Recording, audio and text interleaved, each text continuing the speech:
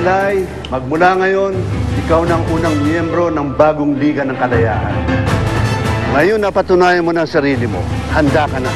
Apo! Handa na po ako! At saka maghanda na din mga bad guys sa akin. At kung hindi, magbubukulan sila!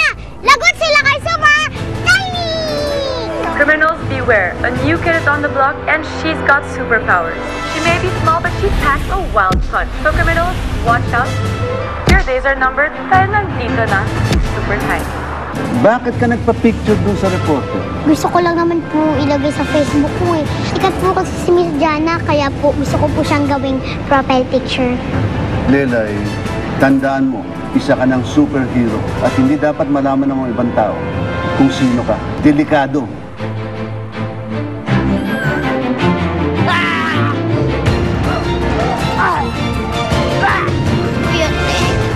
I miss you. Sayang, hindi mo makita na may superpowers na ako. Lagi ko pa naalala lahat ng mga tinuro mo sa akin. Promise ko po sa iyo, magiging na mabait na bata po ako. Gagawin ko po kung anong tama. I love you, Kuya Captain Marvel. Hindi kita kakalimutan.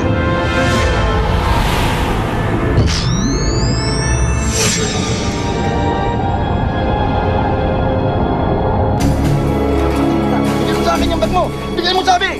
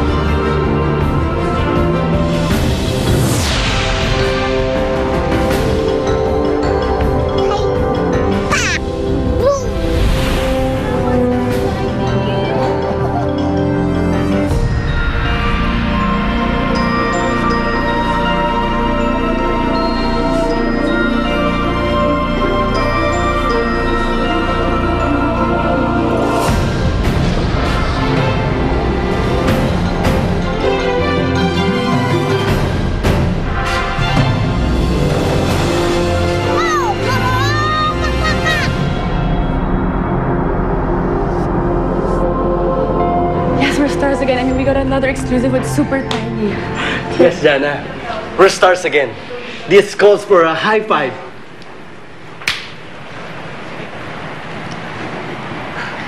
Aray! Sobra ka. Aray ko naman. Ikaw naman eh. Ay, nga pala gusto mo ba na ng isang exclusive? Kasi yung pinsang kong kapitana sa isang barangay sa probinsya nag-text. Ang sabi daw, may mga manananggal daw na nananalasa sa bayan. Yes, ma'am. Kung ano man yun, we have a reason to believe na hindi isang tao o mabangis na hayop ang pumatay sa mga tao sa report. Isang kakaibang halimaw ang gumawa nito. Manananggal. Totoo ba yun? Of course! I'm not sure. Eh, di ba yung mga superhero nga? Hindi tayo naniniwala. Yeah, but they're creatures from myth. Iba naman ang superheroes. Alam mo, Jana, pwedeng isang anggulo, di ba? Kasi yung sabi sa akin, may mga Tatlong bangkay doon na natagpuan. Wak-wak yung tiyan. Malay mo, nagpakita rin si Super Tiny. Isasama ko si Super Tiny. Iimbestigahan namin to. Okay na po tayo, Lolo. Ito po. Ito po. Next.